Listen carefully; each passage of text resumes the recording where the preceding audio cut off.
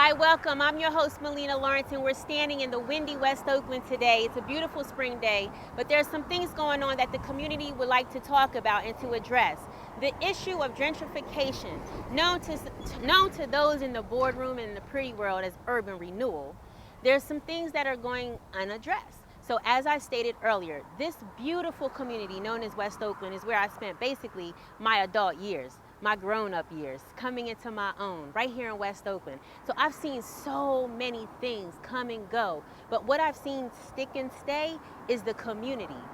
One thing that the people are questioning now here in West Oakland is what's happening, what's going on. When you see buildings like the one behind me for sale signs, for lease signs, to finally the demolition of what people are used to seeing, those old buildings, those industrial buildings, those Victorian homes that are now either blighted, owned, and purchased by people from the outside coming in. As a matter of fact, one white lady said to me that what she knows for sure is that if you want to live in San Francisco, move to West Oakland. So when I heard that statement, which has been said and stated for a while now, years to me, but more recently, last summer, I couldn't help but to come back here and just stand for my community, stand for something, stand for change, show people what they can do to save their homes, what people can do just to not give it away when your property taxes increase, when your rent increases. And more importantly, when you're unable to afford to live and get pushed out to places like Antioch, Pittsburgh, so many different places where people have to commute to work opposed to live right here in West Oakland, a community they once called home, but no longer can they afford to live here. So it's a sad thing happening. And then on the flip side, the beauty is that our community is becoming more diverse. But at the end of the day, a diverse community that does not speak and engage with each other, we're just people living. And that's not a place that I'm used to being and living in here in West Oakland. I know that this issue is happening not only in West Oakland, but it's happening in major urban cities throughout the world, meaning the United States even. There's a lot of globalization and community renewal happening in every urban city to date.